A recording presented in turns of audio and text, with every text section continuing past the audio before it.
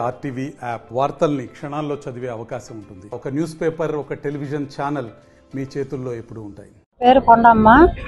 మేము గత 25 సంవత్సరాల నుండి పని చేస్తా ఉన్నాం. పారిశుద్ధ కార్మికురాన్ని. మేము చేస్తున్న పనిలో ఈరోజు ఇంజనీర్ కార్మికులు 5 రోజుల నుంచి సమ్మె చేస్తా ఉన్నారు. వాళ్ళకి ఇచ్చే జీతాలు 13,057 రూపాయలు. ఈరోజు మా పనులు పారిశుద్ధ కార్మికులు చేసే పనులు కాంట్రాక్టులకు అప్పచెప్పి మమ్మల్ని తీసేసి నిర్దాక్షిణ్యంగా మాకు గోష్ట కొట్టుకుంటుండ్రు. ఎందుకంటే అయ్యా మంత్రి నారాయణ గారు ఒక్కసారి అర్థం చేసుకోండి. గత హయాంలో 45 రోజులు ధర్నా చేసి 279వ జీవోని ప్రవేశపెట్టి మమ్మల్ని అల్లాడిచ్చారు. ఆ గోష్ట మీకు తెలుసు. మరలా కూడా వచ్చి మమ్మల్ని మాదిరిగా ఈ రోడ్ల పాలు చేశారు. కానీ మీకు అర్థం చేసుకోవాలా, మీరు ఆదర్శ వార్డులుగా చేసుకోవాలనుకుంటే మీ సొంత డబ్బు పెట్టుకొని ఆదర్శ వార్డుగా చేయండి. అది ఎక్కడైనా మంచిది.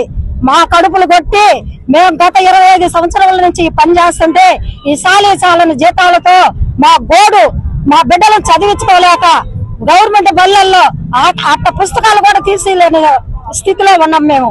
కానీ ఈ రోజు మా పనులు తీసేసి మమ్మల్ని రోడ్డు పాలు చేసి అదే మాట కరోనాలో పెట్టుకోకూడదా, కరోనాలో ఆదర్శ వార్డులుగా తీసుకోకూడదని మేము అడుగుతా ఉన్నాం.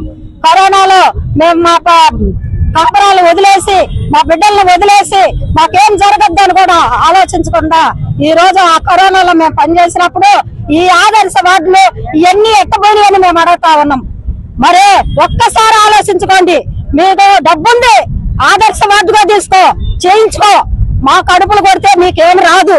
మీకు వచ్చేది మా కడుపులు కొడితే మీకు వచ్చేది పాపం తప్ప ఇంకేరేది ఉండదు. ఇది ఒక్కటి అర్థం చేసుకోండి. మీరు దారిలో పోయేటప్పుడు మీ సెంట్ ఎలా చేయదు, మా 10,000 మీ సెంట్లు ఎలా చేయదు. అట్లాంటప్పుడు మా నోటికాడు కొట్టి మా బిడ్డల నోటికాడు కొట్టి ఏం బాగుపడతారు. మేము ఈ రోజు అల్లాడుతా ఉన్నాము. రోడ్లలోకి వచ్చి పని ఒక ధరలు పెంచేసిండ్రు.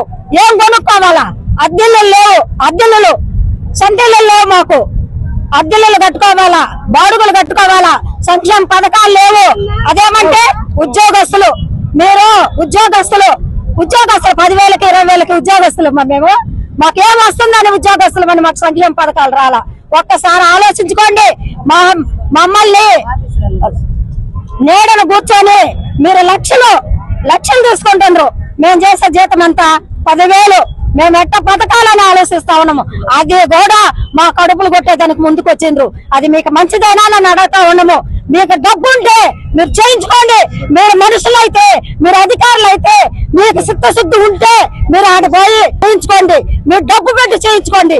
మీకు సిగ్గు లేకుండా మమ్మల్ని ఈదుల పాలు చేస్తుంది ఈ రోజు. మేము అదే అడుగుతా ఉన్నాము. ఇంకనైనా మానుకోండి. ఈ ధోరణ అణిసివేయండి. మేము మమ్మల్ని గాని ఈ స్థితికి గాని తెప్పిస్తే మా ప్రాణాలు పోయినా సరే మేము సాధించుకోగలుగుతాము, మేము పోరాడగలుగుతాము. అంతా అది జ్ఞాపకం పెట్టుకొని మమ్మల్ని న్యాయంగా ఈ రోజు వచ్చి చర్చలకు జరిపించి మా నాయకులను పిలిపించి మాట్లాడితే. గత 6 రోజుల నుండి రాష్ట్ర వ్యాప్తంగా మున్సిపల్ కార్మికులు తమ న్యాయమైనటువంటి డిమాండ్ల కోసం, సమస్యల పరిష్కారం కోసం సమ్మె విధులు బహిష్కరించి చేస్తా ఉన్నారు.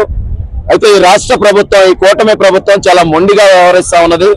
అడుగుతున్నది చాలా న్యాయమైనటువంటి సమస్యలు. కనీస వేతన సవరణ కమిషన్ ప్రకారం 26,000 జీతం ఉండాలని కేంద్ర ప్రభుత్వం నిర్ణయించినటువంటి వేతన సవరణ కమిషనే చెప్తుంది. కానీ ఇక్కడ జీతం 13,050 రూపాయలు మాత్రమే అందుతుంది. అదేవిధంగా 60 సంవత్సరాలు నిండే అనే నెపంతో నిర్దాక్షిణ్యంగా బయటికి దింపేశారు. ప్రభుత్వ సంక్షేమ పథకాలు ఏవి కూడా వీళ్ళకి ఈ కూటమి ప్రభుత్వం వచ్చిన తర్వాత గత నెల నుండి అమలు కావడం లేదు. ఇప్పటిదాకా అమలయ్యాయి, ఇప్పుడు తీసేశారు. ఇవన్నీ కూడా చాలా న్యాయమైనటువంటి డిమాండ్లు. అంతేకాదు సంవత్సరాల తరబడి నమ్ముకొని చేస్తున్నటువంటి పనిని నిర్దాక్షిణ్యంగా కాంట్రాక్టర్కి ఇచ్చేసి మీరు కాంట్రాక్టర్ కింద బానిసలుగా మారండి అంటే ఎవరైనా ఎలా ఒప్పుకుంటారు? మేము ఒకటే అడుగుతున్నాం ఈ కూటమి ప్రభుత్వాన్ని. మీరందరూ మురికి, మలినాలు, చెత్త చెదారాలు, జంతు కలేబరాలు, వ్యర్థాలు ఇవన్నీ కూడా మన ఇంటి పక్కన చిన్న ఒక ఎలుక చచ్చిపోయి ఉంటే దాన్ని తీసేయడానికే ముక్కు మూసుకొని అల్లాడుతూ వెళ్తుంటాం. కానీ వీళ్ళు ఖాళీ చేతులతోనే వాటన్నిటిని శుభ్రపరుస్తూ నగర ప్రజలకి ఎంతో సేవ చేస్తున్నటువంటి పారిశుద్ధ్య కార్మికులు, మున్సిపల్ కార్మికులు, వీరి పట్ల ప్రభుత్వం ఈ రకంగా వ్యవహరించడం అనేది అత్యంత విచారకరం. ఈరోజు పోటీ కార్మికులు దించారు, 300 మందికి పైగా పోటీ కార్మికులు దించారు, పోలీసులను పెట్టారు. ఎక్కడన్నా గానీ భంగం కలిగిస్తే కేసులు నమోదు చేయండి అని చెప్పి ఈరోజు కార్మికులందరినీ బెదిరిస్తా ఉన్నారు. మేము ఒకటే అడుగుతున్నాం, వీరందరూ దళితులు, గిరిజనులు, బలహీన వర్గాలు, వీళ్ళు ఏం చేయగలరో వీళ్ళని అణిచేద్దాం అనేటటువంటి ధోరణితో కూటమి ప్రభుత్వ నాయకులు వ్యవహరించడం మంచి పద్ధతి కాదు. ఇది సరైన ధోరణే కాదు. బలహీన వర్గాల పట్ల, పారిశుద్ధ్య కార్మికుల పట్ల, దళితుల పట్ల, ఈ రకమైన పేద కార్మికుల పట్ల ఇలా వ్యవహరించడం కరెక్ట్ కాదు. అందుకే ఈరోజు నెల్లూరు రూరల్ ఎమ్మెల్యే కోటమిరెడ్డి శ్రీధర్ రెడ్డి గారిని కూడా కలిసి అర్జీ సమర్పిస్తున్నాం. ప్రతి ఒక్కరికి, కార్పొరేటర్లకి, మొన్ననే మేయర్ గారిని కూడా కలిసాం, స్థానిక ప్రజాప్రతినిధులకి అందరికి కూడా అర్జీలు సమర్పిస్తాం. ఎట్టి పరిస్థితుల్లో కాంట్రాక్టర్ కింద బానిసలుగా మారేటటువంటి ఈ టెండర్ విధానాన్ని, ఈ కాంట్రాక్టర్ విధానాన్ని ఒప్పుకునే సమస్య లేదు.